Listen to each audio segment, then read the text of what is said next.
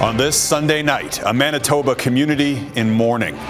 Shock and heartbreak after 2 teens are killed by a devastating tornado that arrived with little warning.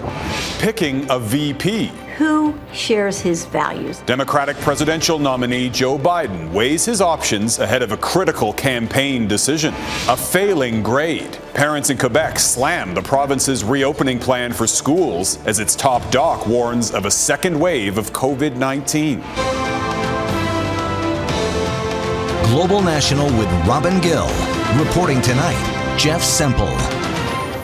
Good evening and thank you for joining us. A small town in western Manitoba is in mourning tonight. A young couple, high school sweethearts, had their lives cut short on Friday night when their vehicle became caught in a tornado. Veteran storm chasers say they'd never seen anything like it. Joe Scarpelli has our top story tonight. Dad had to tell me actually about it. I was sleeping. He had to wake me up. And I started crying. Yushan Campbell says he saw Shayna Berneski and Carter Tilbury just an hour before they were killed. The 18-year-olds were driving in southwestern Manitoba Friday night when police say they were caught by a devastating tornado. They would always come in, get their stuff, always say hi to me as soon as they walk in the door with a smile on their face. They were just always a good time seeing them. Police say the powerful storm tossed Berneski and Tilbury from their truck and carried the vehicle about a kilometer in the air. I can't imagine what their family's going through. Like, it's just terrible. Reg Oral is the manager of the grocery store in Melita where Berneski once worked. He says he's short 3 staff members on Sunday after they requested to stay home and grieve the loss of their friend. She's a great kid, funny, energetic, did what she was told to do all the time and found things to do herself. Tilbury was employed at this farm equipment dealership. His work anniversary just days away. The manager broke down when we spoke to him, saying the teen had a passion for volleyball, loved his truck, and anything with an engine. He graduated from high school last year. Berneski just this spring. It's not a really good time for the town, I can tell you that right now. Bill Holden is the mayor of the town of just 1,000, where everyone knows everyone. It's bad enough when you lose 2, young people like this anywhere, but when you lose a couple of people like this in a small community, everybody's impacted. To give you an idea of how small this town is, we spoke to dozens of people and didn't find anyone who wasn't connected to either of the teens or their families. One question many are asking is what they were doing the night of the tornado and why. Joe Scarpelli, Global News. Environment Canada measures the intensity of a tornado on a scale between 1 and 5, with 5 being the most powerful. This tornado had an EF2 classification, producing winds around 190 kilometers per hour. One storm chaser who witnessed the twister says he's never seen anything like it. It was one of the most surreal things I've ever seen in my life. I've seen a lot of tornadoes, and most of the time the tornadoes aren't as big and they aren't as photogenic. Oh my gosh! Aaron Jajak watched the twister tear across a farm, damaging buildings, equipment, and vehicles. He understands why the tornado might have caught residents in the area by surprise. Where the tornado was happening at, there wasn't any rain, it was sunny. So I think most people didn't really realize that it was in a situation that could potentially produce a tornado at that moment. Environment Canada issued a storm warning at 6:30 p.m. At 7:43, that was upgraded to a severe thunderstorm warning. The tornado warning wasn't issued until 7:49, only about 10 minutes before the twister touched down. Environment Canada says spotting a tornado via satellite can be difficult, and it relies heavily on reports from the ground. Turning now to Beirut, thousands of protesters took to the streets again today, demanding justice and change. Lebanon's government was already struggling to deal with a deep economic crisis when a warehouse filled with ammonium nitrate exploded on Tuesday. That blast killed more than 150 people and left thousands of others injured. As Mike Drolet explains, the explosion may be a tipping point for the country.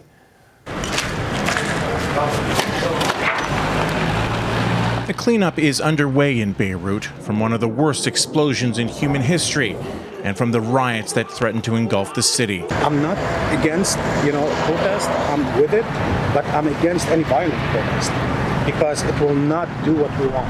What they're demanding is a new government, and in a country so divided along religious and political lines, this is one issue where the majority appear to agree. And considering Lebanon's recent history with revolution and civil war, world leaders are concerned desperation could lead to conflict. Last week, French President Emmanuel Macron toured the blast site and on a virtual donor conference with other world leaders this weekend put all his fears on the table. Du Liban comme de toute la région. The future of Lebanon is at stake, he says, the future of the Lebanese people, but also the whole region. You're going to have a huge humanitarian crisis. We're talking Syria potentially more in terms of people fleeing the country, right? There's nothing left. Then on another level, you're going to see a huge political, potentially violent repercussion as well. So the next few days are going to be very telling on which path Lebanon's going to go in. The first domino has already fallen, with the Minister of Information stepping down, apologizing for failing the Lebanese people. 5 Lebanese lawmakers have already quit in protest. Now, all eyes are on the government to call a new election amidst a humanitarian and political crisis. Lebanon is at a tipping point. Which way will it fall? Mike Drolet, Global News, Toronto. Well, to politics south of the border now, where suspense is building over who the presumptive Democratic presidential nominee, Joe Biden, will choose to be his running mate. Biden has committed to picking a woman, and several names are still in contention. If elected, Biden would be the oldest sitting president in U.S. history, so his choice for second in command is garnering a lot of attention. Jennifer Johnson reports. Joe Biden relaxing on the Delaware shore. But behind the scenes, the presumptive Democratic presidential nominee is expected to make a critical decision this week, choosing his running mate. Welcome, Mr. Vice President. A new name is in the mix, Michigan Governor Gretchen Whitmer, who Biden met for several hours last weekend. You've got a nominee who's trying to vet a running mate as carefully as possible to make sure that there are no surprises. And at the same time, you've got a nominee who wants to make an announcement that catches everyone by surprise. During the Democratic campaign, Biden pledged to put a woman on the ticket, making his VP selection one of the most important in U.S. history. I commit that I will, in fact, I'll pick a woman to be vice president. Other big names in the running? Probably no more than I do. Senators Kamala Harris, Elizabeth Warren, and Tammy Duckworth, an Iraq War veteran. Congresswoman Val Demings, a former Orlando police chief, and former National Security Advisor Susan Rice. I can't talk about the process as it stands. I want to respect the vice president and his ability to pick the person that he deems best.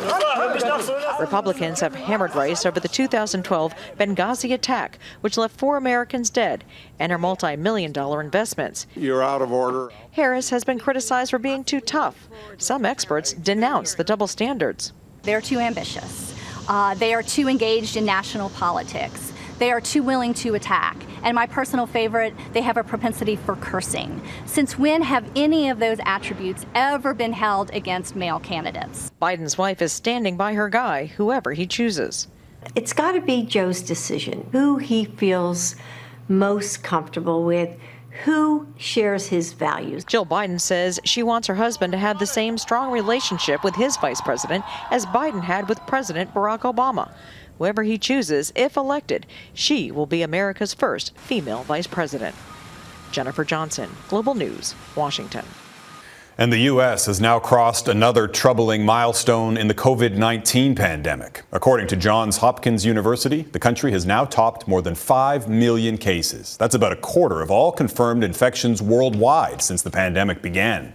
Just 5 states, Florida, Texas, California, New York, and Georgia, account for 40% of the country's caseload. The U.S. has also recorded by far the most deaths, with more than 162,000.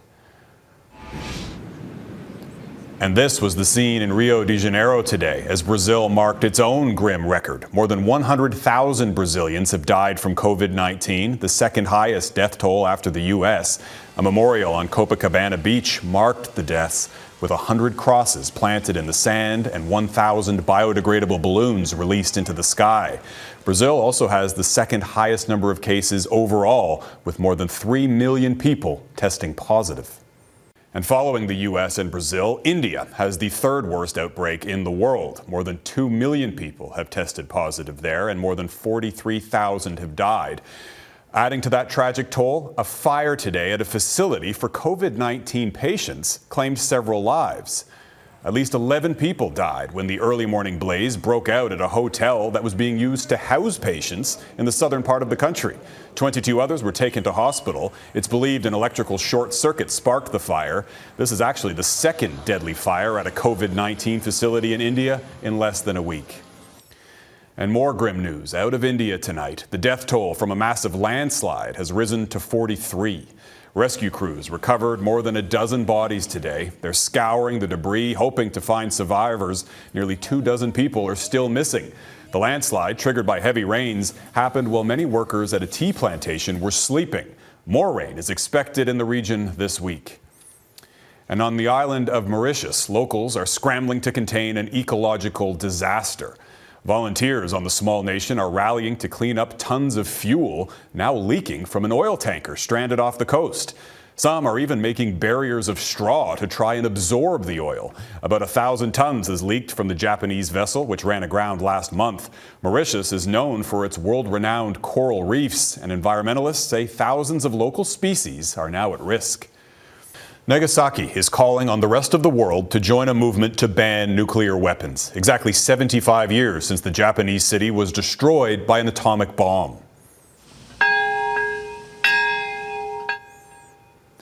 Bells rang out at 11:02 local time this morning, the very moment the U.S. dropped an atomic bomb on the port city, triggering Japan's surrender and an end to the Second World War. That bomb exploded with a force equivalent to 22,000 tons of TNT, an even more powerful weapon than the bomb dropped on the city of Hiroshima 3 days earlier.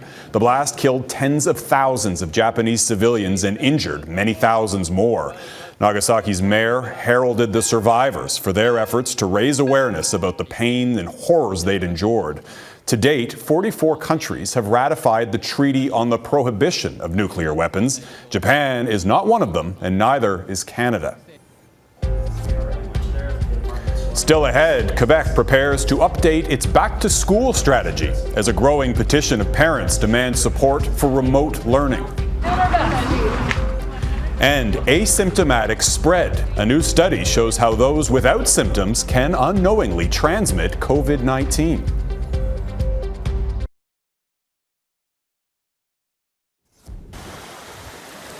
Well, people in southern Ontario are flocking to local beaches in an attempt to beat the heat. Temperatures are expected to be in the low 30s, but with humidity, it will feel more like 40 degrees Celsius.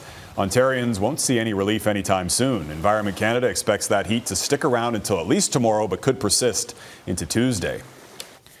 Well, for the first time in months, Ontario has now recorded fewer than 100 new cases of COVID-19 for 7 straight days.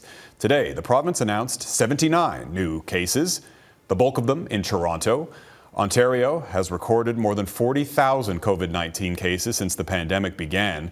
2 new deaths were also announced today, bringing the provincial death toll to just over 2,700. And health officials in Quebec are now warning that province is on the cusp of a second wave of COVID-19. As the province prepares for a potential influx of new cases, plans are also moving forward to get students back to school.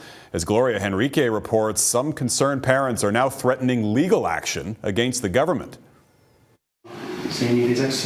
Yeah. Robert Panetta is preparing his daughter to head back to school, but the family's usual excitement has been replaced by uncertainty. The obvious, what's going to happen if her pod is sent into isolation? What would happen if a second wave comes in? Panetta's fears come as public health officials are warning a second wave is on its way. We are at a critical point in our fight against COVID-19, on the cusp of a likely second wave of cases that could arrive as early as in fall. The province's back-to-school plan means students from preschool to grade 9 will go back to class full-time.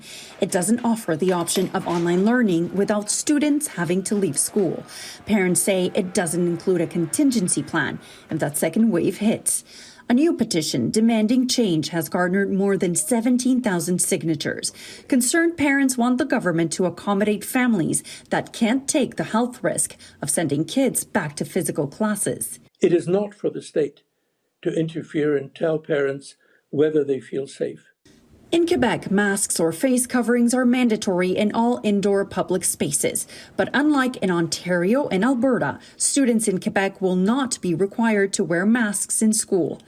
This weekend, thousands of demonstrators marched through downtown Montreal to protest against the province's mandatory mask regulations. The province's education minister says he won't comment on the matter. In high school, all the kids are 12 years old and more. So are they going to be wearing a mask? If yes, do we have enough masks for them? Are we going to pay for it? A new back-to-school plan is expected to be released next week. As for Panetta, he hopes it will provide more clarity and more peace of mind. Gloria Enriquez, Global News, Montreal. There remains a lot of concern and questions about asymptomatic spread, whether people without any symptoms of COVID-19 might still be spreading the virus. Well, now researchers in South Korea have published new evidence that shows that even people who don't develop any symptoms do carry large amounts of the virus. That study, published in the Journal of the American Medical Association, analyzed samples from 193 symptomatic and 110 asymptomatic people, and it found that both groups had similar levels of viral load in their lungs, noses, and throats throughout the entire course of infection. Now, experts say it strongly suggests that people without any symptoms can unwittingly spread the virus. It also found that asymptomatic people became virus-free around day 17 compared to day 19 or 20 for those with symptoms. That's longer than the quarantine period required in most countries, including Canada. Still ahead, how a skateboard squad is rallying Nova Scotia's girls to get on a roll.